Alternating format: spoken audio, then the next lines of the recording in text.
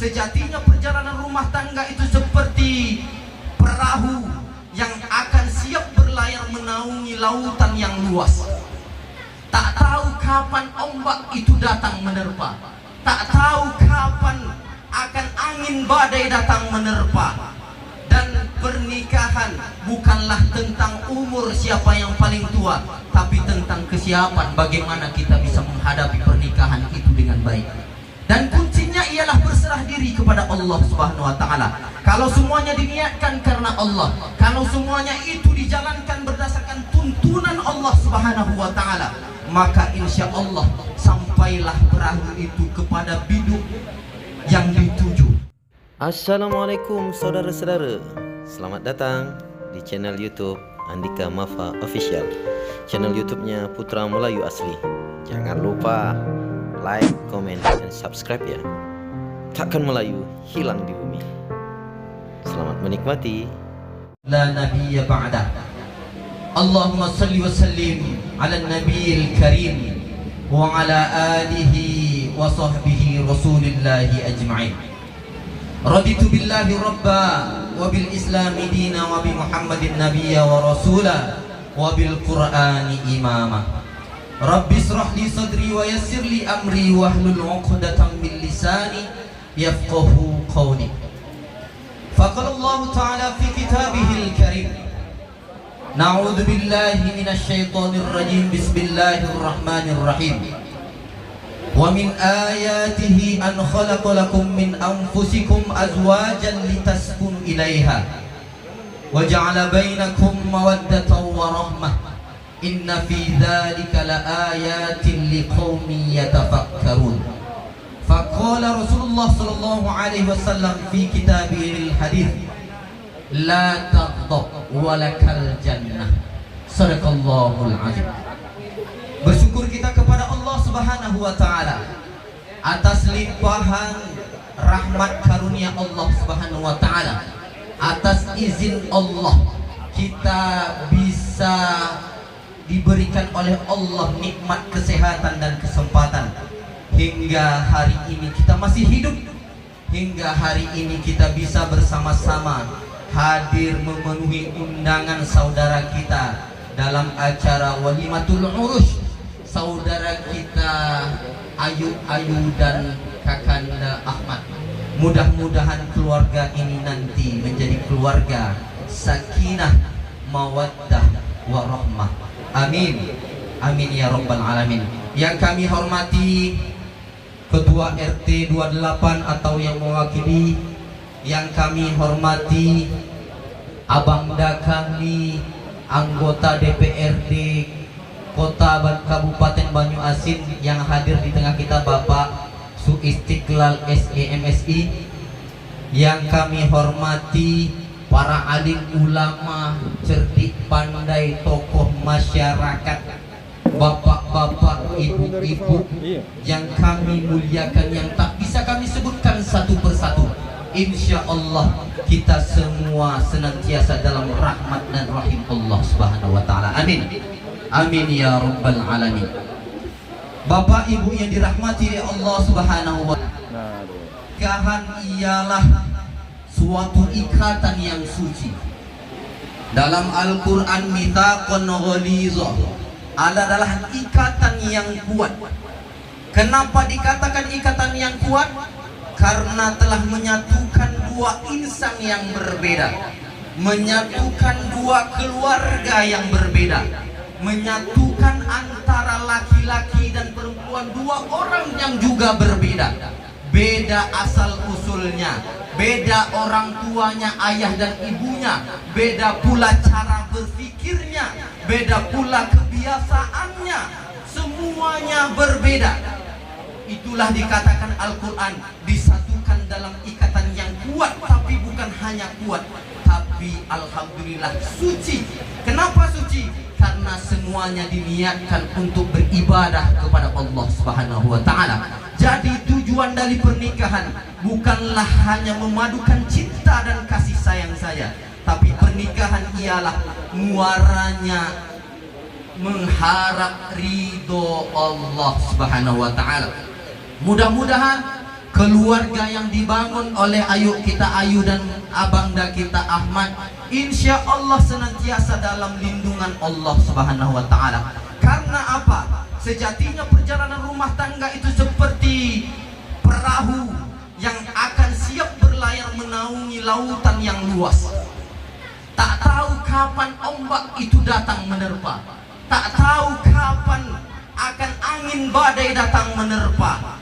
Dan pernikahan bukanlah tentang umur siapa yang paling tua, tapi tentang kesiapan bagaimana kita bisa menghadapi pernikahan itu dengan baik. Dan kuncinya ialah berserah diri kepada Allah Subhanahu wa Ta'ala.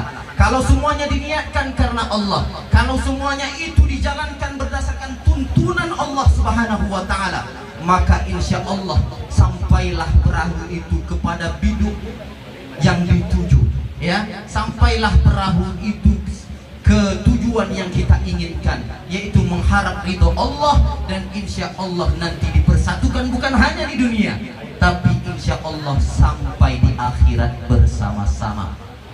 Karena pernikahan itu ialah lillahi ta'ala. Kita garis bawahi lagi, pernikahan itu dijadikan dasar karena Allah Subhanahu wa Ta'ala. Kalau karena Allah dan dijalankan dengan syariat Allah, insya Allah rumah tangga kita selamat dunia dan akhirat. Tapi kalau hanya nikah itu sebagai formalitas saja, hanya sekadar karena nafsu syahwat saja, hanya karena ingin dikatakan orang sudah punya istri, atau hanya dikatakan orang sudah punya suami, maka itu semua tidak akan menguatkan dalam rumah tangga. Maka jadikanlah dan dasar itu karena Allah Subhanahu wa Ta'ala. Nah, dalam kesempatan ini saya tidak lama-lama, tidak bermaksud menggurui, ya, tidak bermaksud mengajarkan pepatah kita orang Melayu, mengajarkan itik berenang, tidak, ya, mengajarkan ikan berenang, tidak.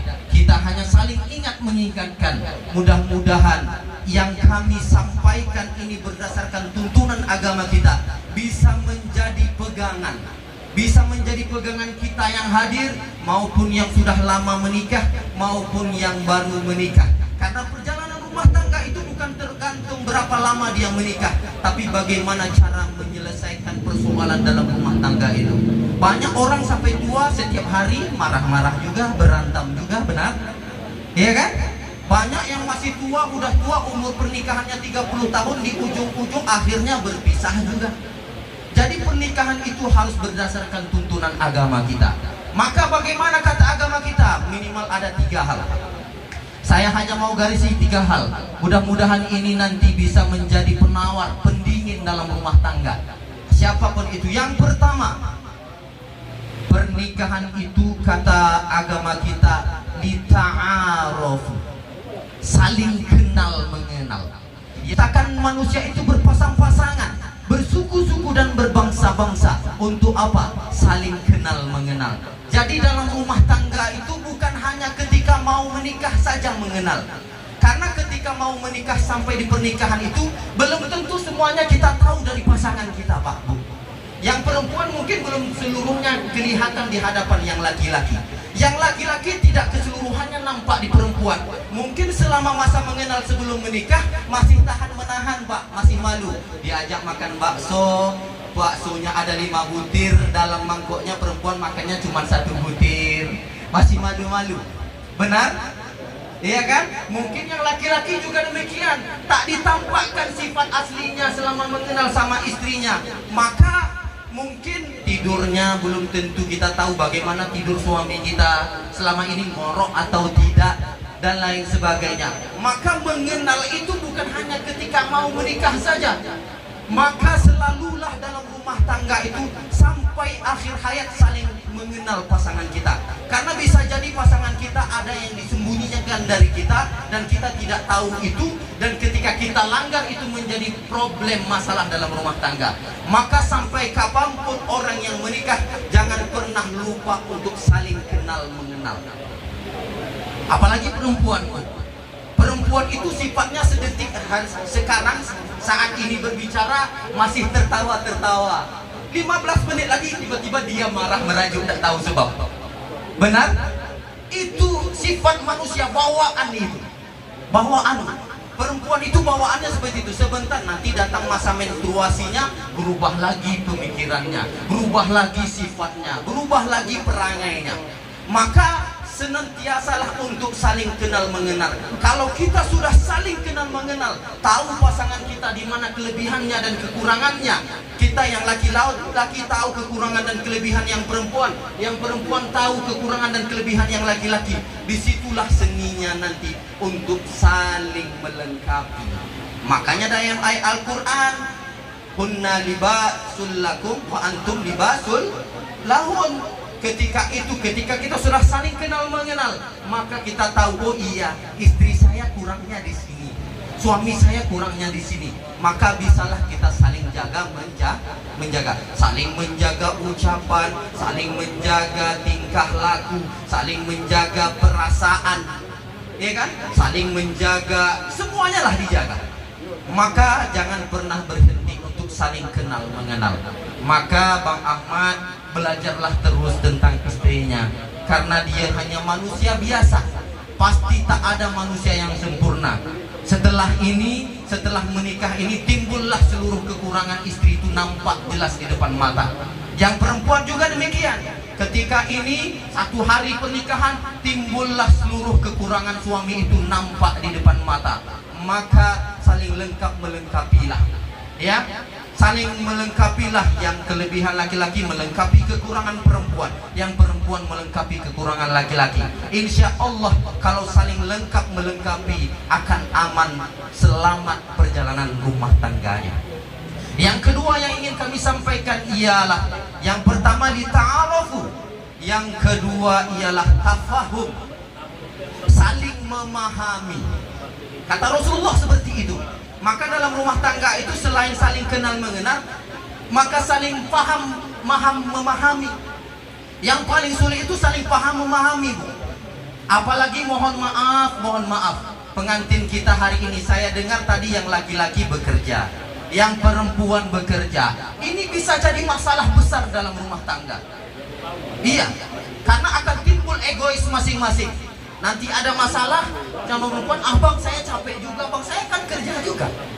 Yang laki-laki juga demikian. Oh adek saya capek dek, saya mau bekerja. Bukan abang saja yang capek bang, adek juga bekerja. Nah, maka jagalah komunikasi dengan baik, ya. Jaga komunikasi di antara suami istri itu dengan baik. Jangan sampai masalah rumah tangga itu diceritakan sama orang lain. Sekarang dunia udah canggih, Pak, Bu. HP, gadget kita di mana-mana. Ada masalah dalam rumah tangga, jangan cerita kepada manusia, apalagi cerita kepada dunia maya. Ini sangat bahagia sekali. Banyak macan-macan di luar sana, banyak kumbang-kumbang yang di luar sana, banyak kembang-kembang di luar sana yang siap mengintai. Bermasalah, berantem suami istri, diupload di Facebook, di foto sedang nangis, air matanya sedang jatuh di foto. Sungguh tega engkau wahai kakanda. Dulu waktu menikah engkau berjanji kepadaku di depan orang tuaku, engkau berjanji akan setia kepadaku, siap menjagaku, siap memberikan kasih sayang kepadaku. Tapi ketika menikah engkau tega main tangan kepadaku, engkau tega membuat hatiku sakit, engkau tega membuat air mataku jatuh. Di foto sedang menangis, diupload, dibuat captionnya seperti itu. Datang mantan, iya enggak? Datang mantan. Kenapa Dek Ayu engkau tak bahagia sama suamimu? Sini Dek, ceritakan sama abang, nanti abang bisa sampaikan bagaimana, mana tahu ada yang bisa abang bantu. Ah, itu pengalaman kita ya di luaran sana. Oke? Maka itu akan siap menerkam dari luar. Maka kalau ada masalah dalam rumah tangga, ceritakan hanya kepada Allah Subhanahu wa ta'ala. Kalau setelah itu sudah kita usaha dengan baik, kalau lagi-lagi masalah itu timbul, yang perempuan ceritakan kepada ahli waris laki-lakinya, abangnya, orang tuanya, jangan kepada orang lain. Yang laki-laki juga seperti itu. Kalau kedapatan bermasalah sama istrinya, sudah minta sama Allah Ta'ala, yang sudah berupaya dengan baik. Kalau juga tidak berubah, laporkan kepada ahli warisnya. Begitu mekanismenya dalam agama Islam. Jangan ceritakan kepada orang lain, apalagi mantan kita yang sudah kita jalin bertahun-tahun, ya. Maka tak boleh ketika sudah berjanji menikah, kekuranganmu adalah kekuranganku, kekuranganmu. Kita lengkapi bersama. Ketika berjanji, tutup rapat-rapat pintu untuk orang lain bisa masuk dalam rumah tangga kita. Tidak ada lagi cerita-cerita yang lalu-lalu. Buanglah mantan pada tempatnya. Ya, tidak ada gunanya lagi, habis cerita. Oke? Siap? Maka mengadulah sama Allah Subhanahu wa taala. Maka saling faham, tafahum. Jadi kadang-kadang masalah dalam rumah tangga itu tidak saling memahami. Yang laki-laki ingin dihargai, yang perempuan ingin dimengerti. Tak bertemu itu. Benar? Antara ingin dihargai dengan ingin dimengerti tak bertemu. Pertemuannya di mana? Saling marah. Makanya tadi di awal saya sampaikan hadis Rasul, la taghdab walakal jannah. Jangan marah.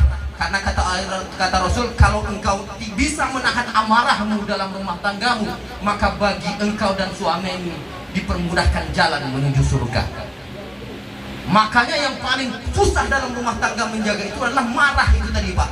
Ketika marah, abang capek, abang aja yang tahu, saya juga bekerja, Bang. Oke, kamu mau apa? Kata suaminya. Udah, saya mau cerai. Oh, cerai, kata suaminya. Ah, cerai jadi, Pak. Karena sedang marah itu cepat dikabulkan Allah untuk berdoa. Jadi waktu tempat yang mudah dikabulkan Allah untuk berdoa ialah ketika kita lagi marah. Maka ketika lagi marah dalam rumah tangga, yang laki-laki pergilah dulu sejenak keluar. Jangan dilayani istri kita. Karena kalau biasaannya kita satu patah, istri 10 patah. Itu udah fitrahnya, Pak. Ya, sudah fitrahnya. Kalau kita lagi berantem sama istri, yang laki-laki pergilah dulu ke rumah. Saya lihat itu dari orang tua saya, Pak. Ayah saya kalau lagi dia tidak berbantah dengan ibu saya ngomel-ngomel, goceng-goceng segala macam, dia pergi. Tinggalkannya 10 menit, setengah jam, cerita-cerita sama kawannya, udah turun emosinya, dia pulang. Baru cerita baik-baik dengan ibu saya. Begitu caranya, Pak. Tapi kalau dilawan, tak bisa menahan amarah tadi itu, maka turun laknat Allah Subhanahu wa taala. Akhirnya apa? Berpisah. Makanya jangan pernah ketika dalam rumah tangga saling menghitung lagi, Pak. Dulu kita selalu berpikir ketika menikah, aku ini laki-laki, engkau harus menghormatiku. Perempuan, iya, menghormati. Perempuan wajib menghormati suaminya. Tapi dengan penghormatan itu tidak membuat suami itu semena-mena sama istri.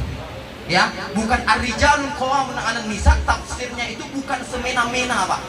Laki-laki, pemimpin atas perempuan itu bukan semaunya laki-laki, tapi ialah bagaimana laki-laki itu bisa mengayomi istrinya, bisa mendidik istrinya, bisa mengarahkan istrinya, bisa mencurahkan kasih sayang istrinya, bisa melindungi istrinya. Itu makna ar-rijalul qawwamun 'alan nisa itu, bukan semena-mena. Ya, maka yang laki-laki kita boleh minta dihormati oleh istri, tapi kita juga harus tahu bagaimana caranya memuliakan istri kita. Ya, maka seperti itu dicontohkan oleh Rasulullah. Apa contohnya? Kalau Nabi Muhammad mau egois, Pak, dia seorang nabi, seorang presiden. Tapi pernah dengar nggak ceritanya Nabi Muhammad juga ikut mencuci pakaian bersama Siti Aisyah? Ikut Nabi Muhammad itu mencuci pakaian sama Siti Aisyah, Pak. Begitulah tafahum tadi itu, saling memahami itu, Pak. Ditutup dengan yang ketiga, ta'awun, saling tolong menolong dalam rumah tangga. Tidak ada lagi egois dalam rumah tangga. Rumah tangga suami dan istri, ini rumah tangga kita, ayo kita urus bersama-sama. Yang suami ikut bantu istrinya, yang istri ikut bantu suaminya. Kebetulan sekarang sudah saling bantu-membantu, dua-duanya punya pekerjaan. Jangan jadikan itu sebagai jalan untuk menjadi rumah tangga ini berpecah belah, tapi kan jadikanlah itu sebagai pengikat yang lebih kuat. Yang laki-laki merasa dibantu oleh istrinya karena istrinya bekerja, yang perempuan juga sudah merasa terhormat karena suaminya bekerja. Ya, maka jadikan itu, Pak. Yang pertama, li ta'arufu, saling memahami, saling belajar kenal mengenal.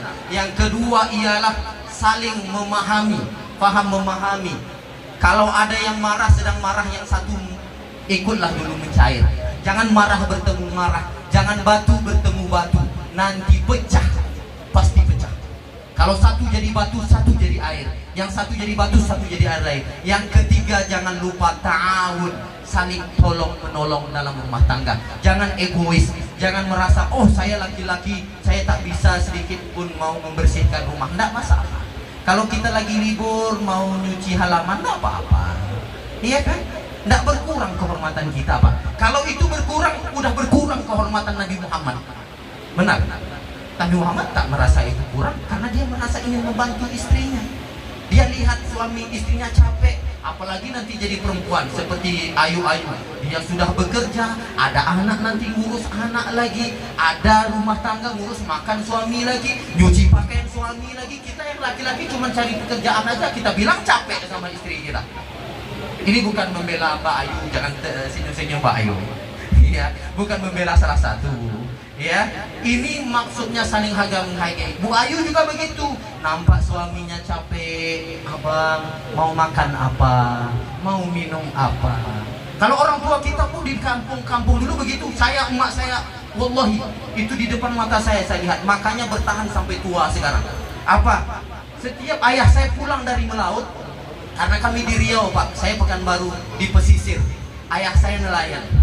Setiap ayah saya pulang dari melaut, emak saya itu selalu, bang mau minum apa? Buat teh, kopi, kain handuknya disiapkan, bajunya disiapkan. Kalau mau makan, makan bang, saya panasi nasinya. Setiap hari emak saya itu masak 3 kali setiap hari, Pak. Makan pagi masak, makan siang masak, makan malam masak lagi. Karena ayah saya tak suka makan nasi yang udah dipanas.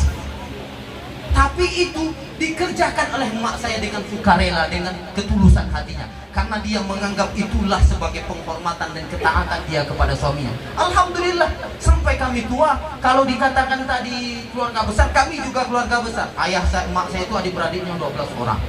Ayah saya juga 12 orang adik-beradiknya. Saya adik-beradik 9 orang. Saya nomor 5.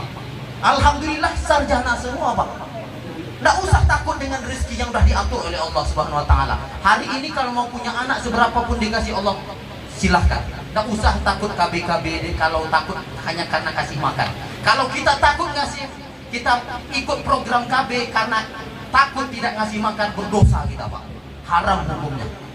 Karena rezeki itu jaminan Allah Subhanahu Wa Taala. Tapi kalau hanya untuk mengatur jarak, masih diperbolehkan oleh ulama. Tapi kalau dia nggak usah lah, anak-anak banyak sekarang ini cari kerja payah. Oh, ini kata ulama mendekati kafir, Pak. Kenapa? Karena rezeki itu sudah tercatat di Lauhul Mahfuz. Rezeki saya sudah ada perjanjian sama Allah. Abang Ahmad ada perjanjian sama Allah. Ayu sudah perjanjian sama Allah. Lahir anaknya nanti, anak pertama sudah ada jaminan Allah rezekinya. Anak yang kedua ada lagi jaminan dari Allah. Jadi kalau takut punya anak banyak karena rezeki, dilarang oleh agama kita, Pak. Makanya kata orang tua kita itu banyak anak banyak rezeki itu benar, Pak. Ayat Al-Quran yang bilang itu. Apa kata ayat Al-Quran dalam tafsirnya? Kami yang memberi rezekimu, kami yang memberi rezeki istrimu, kami yang memberi rezeki anak-anakmu. Allah yang jamin. Maka setelah ini tolong menolonglah, ya, saling ingat mengingatkan. Ketika menikah, muaranya kita pengen berjumpa di dunia dan bersama di akhirat.